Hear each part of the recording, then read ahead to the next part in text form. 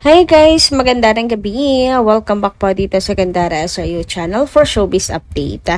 Andito na naman nga po akong muli nagbabalik.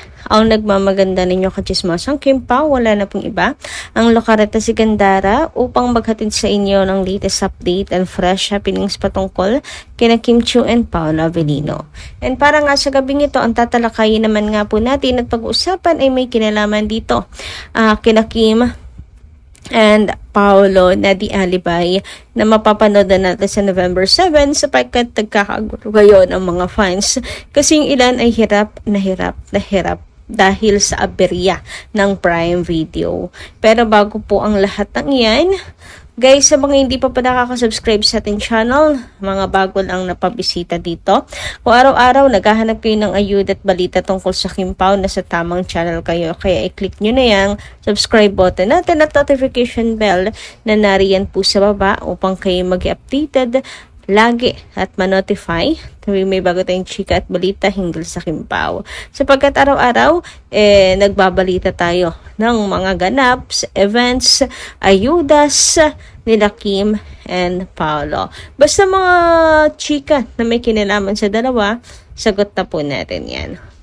Samantala, nais ko po muna na magpasalamat sa ilan nating mga taga-subaybay, mga commentors. Hayaan yon, shoutout ko po sila at basahin ang ilan sa kanilang mga komento. So, narito po ang mga comment na napili nating basahin tonight. So, mula nga po dito kay Ma'am Mila Carillo, shoutout madam. Ma'am Gandara, kung napanood nyo lang, yung pagpicture ng Kim Pao, hindi katabi si Pao. Pero si Kim, lingon si Kim. Kay Paolo kasi wala sa likod si Pao, or nasa likod kasi si Pao. Mabuti naman, si Ma'am Cory napansin niya na wala si Pao, nasa likod ni Kim. Kaya hinila ni Ma'am Cory si Pao, pinalipat sa ligod ni Kim. Ano yung ligod po? Okay. Iba talaga ang bait ni Ma'am Cory sa Kim Pao. Talagang inaalagaan ng ABS-CBN. Ang Kim Pao hindi nila binabaliwala ang Kim Pao. Malakas ang kasikatan ng Kim Pao. Todo support lang kami sa Kim Pao, support lang kami sa Kim Pao. So ayan, shoutout Mamila Carillo. Maraming salamat sa inyong comment at ingat kayo parate. So tungkol nga rito, yes, napanood ko yung video. Si Kim hindi po mapakali, panay ang lingon, panay po ang hanap kay Paolo, iniintay niya po na sa kanyang tabi rin na si Paolo. And si Paolo naman, lumipat din nga po sa kanyang tabi. Thank you so much din kay Ma'am Cory. Talagang mahal na mahal nga niya yung Kim Pao.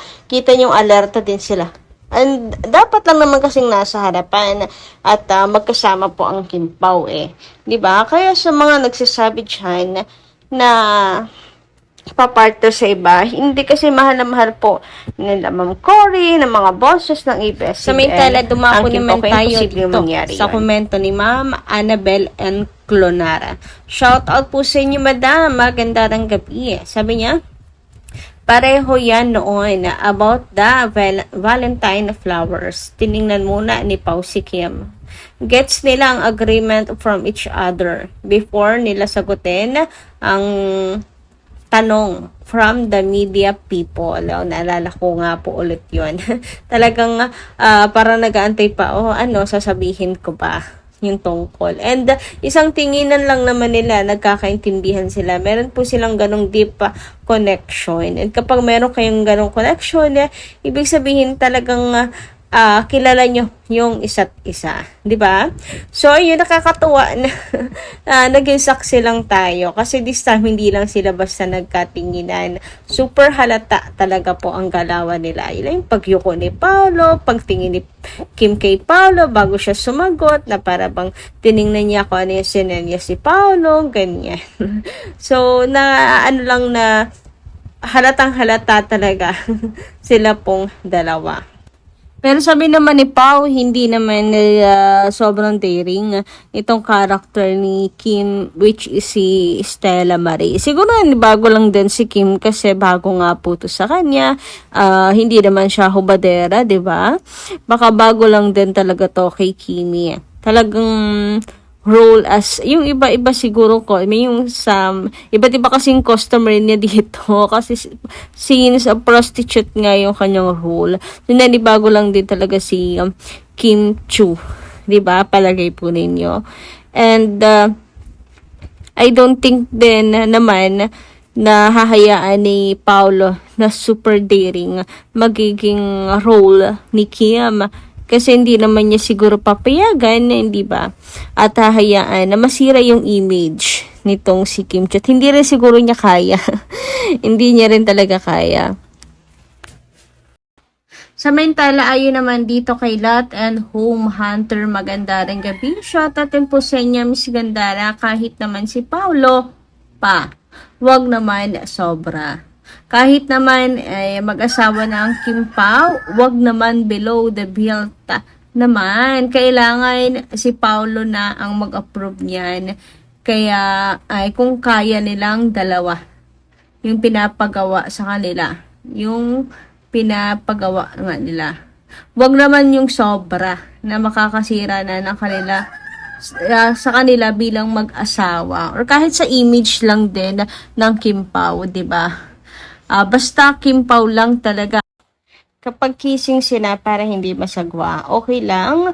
Wag na ipang partner nila. Paulit-ulit na lang na sinasabi namin na ayaw namin na ipa ang partner nila. Ano to? Pag maahlian na ang eksena, syempre bilang mga fans, nakabang kami sa lahat ng mga oras sa mga galaw nila. Kasi kamahal-mahal namin ang Kim Pao. Ayaw lang namin na may mabasa kami ikasisira ng Kim Pao. We love you so much, Kim Pao forever. God bless you both. Take care always. So ayan, thank you so much din po, Lot and Home Hunter. And I don't think, kasi kapag nasobrahan din naman nga sa dating, mag-iiba rin yung image ni Kim. Baka mamaya pagtawanan na lang siya sa halip na hinahangaan husay sa artista. Baka makasama na lang rin siya sa mga memes, ganun. So dapat talaga maiwasan. And tama naman si Paolo, wag, 'di ba? Dapat may limitations din. May class ang pagiging artista ni Kim Chu.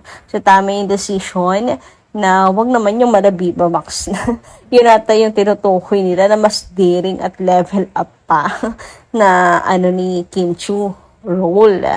So, ang talino rin ni Kim magsagot ha. Hindi niya sinagot. Kasi tama lang naman, wag natin pag-usapan muna yung wala pa. Doon muna tayo sa character niya ngayon na si Stella Marie. And ayun, hoping na wala na po ibang makapartner si Kim para kung may mga ganito mang eksena, mga scene, kakising scenes, si Pao yung nakikita natin at hindi po iba. Samantala, dahil nalalapit na nga po ang November 7, so ayan, lahat po excited na para mapanood po syempre ang first day nito. Ngunit subalit tatapwat ay bakit kaya mayroon pong problema. Ilang araw na rin po itong pinoproblema ng mga fans na parang, ay nako, may sabotage bang nangyayari? Kasi yung Prime Video ay nagkakaroon po ng aberya. Yung iba, hirap na hirap makapag-subscribe. Ayan, hirap na hirap yung payment method, ayaw tanggapin, and all, kanyan. So, paano? Aabang na lang ng mga uploads? Kung may mag-upload ng video, naku, mahirap yun. Kasi diba hindi naman tayo support doon. Bilang respeto sa mga naghirap, gumawa ng kwento, gumawa ng palabas, tapos piratahin lang, diba? Paapiratahin lang. So, kaya respect. Ngunit paano? Paano gagawin natin kung ganyan? Sa November 7 na. Tas aberya pa. Hindi pa rin po gumagana. Nagkakaroon pa rin po ng aberyahang Prime Video. And sana masolusyonan yan. Sana mapansin po ng Prime Video. Kasi disappointed yung ilang mga fans. Ilang araw na silang struggle para lang para lang makapag-subscribe. So baka ang mangyari niyan, hindi pa makapag-subscribe dahil sa aberya. Na yun ang mahirap. Habang papalapit ng papalapit, pahirap ng pahirap ang pagsasubscribe. Kaya talaga yung panawagan natin, ang una pa lamang, di ba? Mag-subscribe na kayo. Siguro kasi sobrang dami nagsasubscribe ngayon, mga last minute, kaya hindi rin kinakaya ng apps. So, tiis na lang din po siguro, no? At wag natin tigilan. Ayan. Wag natin tigilan.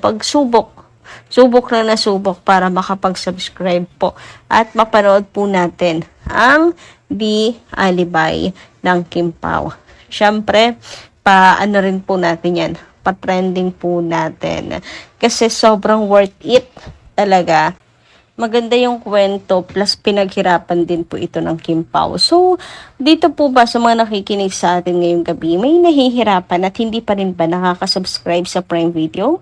Pa-comment ka lang po dyan sa baba. And hanggang dito lang po muna ang ating update. Maraming salamat po sa inyong pakikinig. Kita-kits po muli tayo sa susunod nating chikas. Maraming pong salamat.